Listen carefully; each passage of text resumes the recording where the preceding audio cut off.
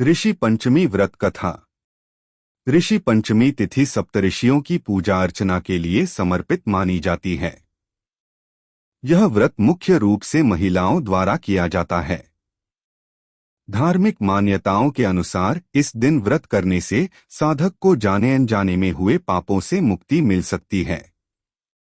ऐसे में व्रत के दिन ऋषि पंचमी की व्रत कथा का पाठ जरूर करें।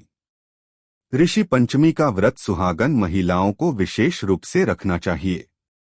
ऋषि पंचमी का व्रत करने से महिलाओं को संसार के सभी सुखों की प्राप्ति होती है। इस दिन महिलाओं को व्रत का पूरा लाभ प्राप्त करने के लिए भविष्य पुराण में वर्णित ऋषि पंचमी की कथा का पाठ जरूर करना चाहिए, तभी उनका व्रत पूर्ण होगा। हर साल भाद्रपद माह की शुक्ल पक्ष की पंचमी तिथि पर ऋषि पंचमी का व्रत किया जाता है। ऐसे में इस बार यह व्रत 8 सितंबर 2024 को किया जाएगा। तिथि के अनुसार देखा जाए तो यह व्रत गणेश चतुर्थी के एक दिन बाद किया जाता है। व्रत कथा के बिना कोई भी व्रत अधूरा माना जाता है। ऐसे में चलिए जानते हैं ऋषि पंचमी की कथा। युधिष्ठिर ने प्रश्न किया, हे देवेश, मैंने आपके श्रीमुख से अनेकों व्रतों को श्रवण किया है। अब आप कृपा करके पापों को नष्ट करने वाला कोई उत्तम व्रत सुनावें। राजा के इन वचनों को सुनकर श्री कृष्ण जी बोले, हे राजेंद्र, अब मैं तुमको ऋषि पंचमी का उत्तम व्रत सुनाता हूँ, जिसको धारण करने से स्त्री समस्त पापों से छुटकारा प्राप्त कर लेती है। हे नृपोत्तम, पूर्व समय में वृत्रासुर का वध करने के कारण इंद्र के उस पाप को 4 स्थानों पर बांट दिया। पहला अग्नि की ज्वाला में, दूसरा नदियों के बरसाती जल में, तीसरा पर्वतों में और चौथा स्त्री के रज में। उस रजस्वला धर्म में जाने अनजाने उससे जो भी पाप हो जाते हैं, उनकी शुद्धि के लिए ऋषि पंचमी व्रत करना उत्तम है। यह व्रत समान रूप से चारों वर्णों की स्त्रियों को करना चाहिए। इसी विषय में एक प्राचीन कथा का वर्णन करता हूँ। सतयुग में विदर्भ नगरी में सेनजित नामक राजा हुए। वे प्रजा का पुत्रवत पालन करते थे। उनके आचरण ऋषि के समान थे। उनके राज्य में समस्त वेदों का ज्ञाता, समस्त जीवों का उपकार वाला सुमित्र नामक एक कृषक ब्राह्मण निवास करता था। उनकी सती जयश्री पतिव्रता थी। ब्राह्मण के अनेक नौकर चाकर भी थे। एक समय वर्षा काल में जब वह साध्वी खेती के कामों लगी हुई थी, तब वह रजस्वला भी हो गई। हे राजन, उसे अपने रजस्वला होने का भास हो गया, किंतु फिर भी वह घर गृहस्थी के कार्यों में ही लगी रही। कुछ समय के पश्चात दोनों स्त्री पुरुष अपनी अपनी आयु भोगकर मृत्यु को प्राप्त हुए। जयश्री अपने ऋतु दोष के कारण कुतिया बनी और सुमित को रजस्वला स्त्री के संपर्क में रहने के कारण बैल की योनि प्राप्त हुई। क्योंकि ऋतु दोष के अतिरिक्त इन दोनों का और कोई अपराध नहीं था, इस कारण इन दानों को अपने पूर्वजन्म का समस्त विवरण याद रहा। वे दानों कुतिया और बैल के रूप में रहकर अपने पुत्र सुमित के यहाँ पलने लगे। सुमित धर्मात्मा था और अतिथियों का पूर्ण सत्कार किया करता था। अपने पिता के श्राद्ध के दिन उसने अपने घर ब्राह्मण को जिमाने के लिए नाना प्रकार के भोजन बनवाए। उसकी स्त्री किसी काम से बाहर गई हुई थी कि एक सर्प ने आकर रसोई के बर्तन में विष उड़ेल दिया। सुमित की मां कुतिया के रूप में बैठी हुई यह सब देख रही थी, अतः उसने अपने पुत्र को ब्रह्महत्या के पाप से बचाने की इच्छा से उस बर्तन को स्पर्श कर लिया। सुमित की पत्नी से कुतिया का यह कृत्य सहा न गया और उसने एक जलती लकड़ी कुतिया के मारी। वह प्रतिदिन रसोई में जो जूठन आदि शेष रहती थी, उस कुतिया के सामने डाल दिया करती थी, किंतु उस दिन से क्रोध के कारण वह भी उसने नहीं दी। तब रात्रि के समय भूख से व्याकुल होकर वह कुतिया अपने पूर्व पति के पास आकर बोली, हे नाथ, आज मैं भूख से मरी जा रही हूँ। वैसे तो रोज ही मेरा पुत्र खाने को देता था, मगर आज उसने कुछ नहीं दिया। मैंने सांप के विष वाले खीर के बर्तन को ब्रह्महत्या के भय से छूकर भ्रष्ट कर दिया था।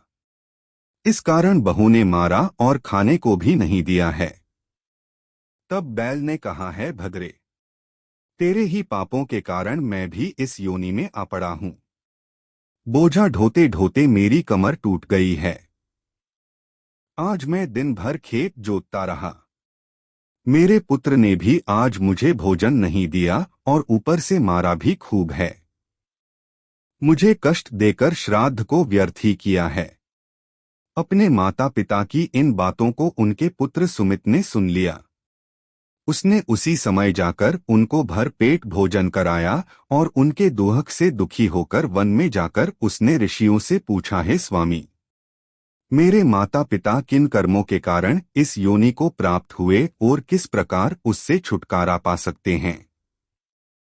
सुमित ने उन वचनों को श्रवण कर सर्वत्पा नामक महर्षि दया करके बाले पूर्व जन्म में तुम्हारी माता ने अपने उच्छृंखल स्वभाव के कारण रजस्वला होते हुए भी घर गृहस्थी की समस्त वस्तुओं को स्पर्श किया था और तुम्हारे पिता ने उसको स्पर्श किया था। इसी कारण वे कुतिया और बैल की योनि को प्राप्त हुए हैं। तुम उनकी मुक्ति के लिए ऋषि पंचमी का व्रत धारण करो। श्री कृष्ण जी बोले, हे राजन, महर्षि सर्वत्पा के इन वचनों को श्रवण करके सुमित अपने घर लौट आया और ऋषि पंचमी का दिन आने पर उसने अपनी स्त्री सहित उस व्रत को धारण किया और उसके पुण्य को अपने माता पिता को दे दिया। व्रत के प्रभाव से उसके माता पिता दोनों ही पशु योनियों से मुक्त हो गए और स्वर्ग को चले गए।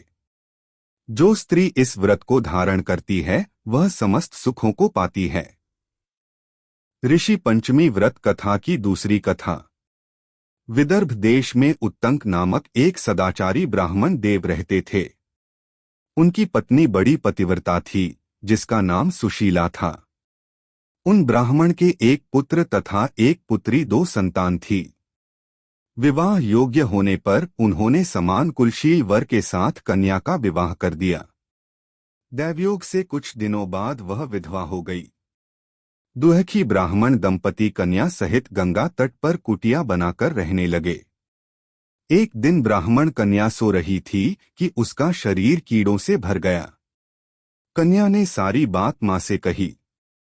मां ने पति से सब कहते हुए पूछा, प्राणनाथ, मेरी साध्वी कन्या की यह गति होने का क्या कारण है।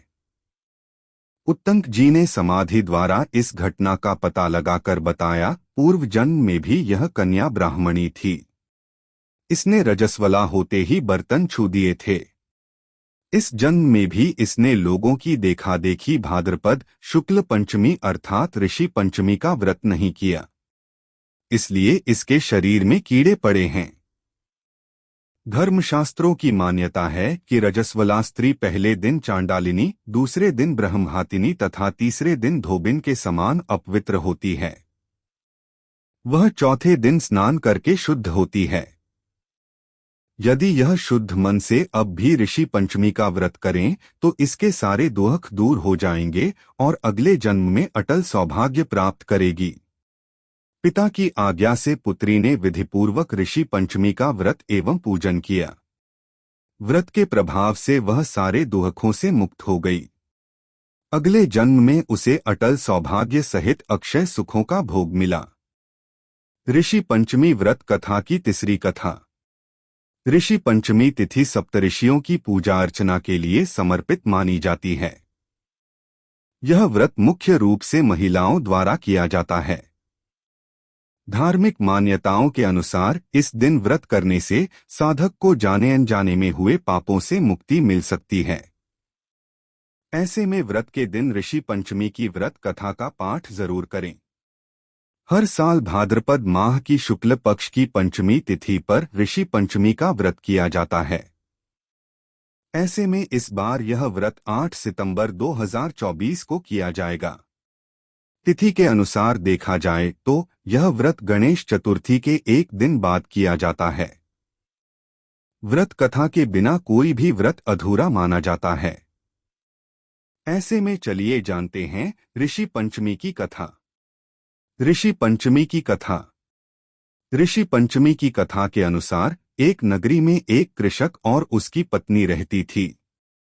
एक बार उसकी पत्नी रजस्वला हो गई, लेकिन यह जानने के बावजूद वह अपने कार्यों में लगी रही, जिस कारण उसे दोष लग गया चूंकि उसका पति भी इस दौरान उसके संपर्क में आ गया तो वह भी इस दोष का शिकार हो गया, जिस कारण वह दोनों अगले जन्म में जानवर बन गए। पत्नी को कुतिया का जन्म मिला तो वहीं पति बैल बन गया। पुत्र ने सुन ली सारी बातें। इस दोनों का इसके अलावा कोई और दोष नहीं था, इसलिए इन्हें पूर्व जन्म की सारी बातें याद थीं। इस रूप में दोनों अपने पुत्र के घर रहने लगे। एक दिन पुत्र के यहाँ ब्राह्मण पधारे और उसकी पत्नी ने ब्राह्मणों के लिए भोजन पकाया, लेकिन इस दौरान खीर में एक छिपकली गिर गई, जिसे उसकी मां ने देख लिया। अपने पुत्र को ब्रह्मा हत्या से बचाने के लिए उसने अपना मुख खीर में डाल दिया, लेकिन कुतिया की यह हरकत देखकर पुत्रवधू को बहुत गुस्सा आया और उसने मारकर उसे घर से बाहर निकाल दिया। जब रात के समय वह यह सारी बात बैल के रूप में अपने पति को बता रही थी तो उनकी सारी बातें उनके पुत्र ने सुन ली। तब उसने एक ऋषि के पास जाकर इसका उपाय पूछा। ऋषि ने बताया ये उपाय। ऋषि ने पुत्र से कहा कि अपने माता पिता को इस दोष से छुटकारा दिलाने के लिए तुम्हें और तुम्हारी पत्नी को ऋषि पंचमी का व्रत करना होगा। ऋषि के कहे अनुसार पुत्र ने ऐसा ही किया, जिससे उन दोनों को पशु योनि से छुटकारा मिल गया। इसलिए महिलाओं के लिए ऋषि पंचमी का व्रत बहुत ही उत्तम माना जाता है। कृपया हमारे चैनल को लाइक करें, शेयर करें, कमेंट करें और सब्सक्राइब जरूर करें। हमें आपका सहयोग बहुत जरूरी है और हमारे चैनल को सब्सक्राइब जरूर करें।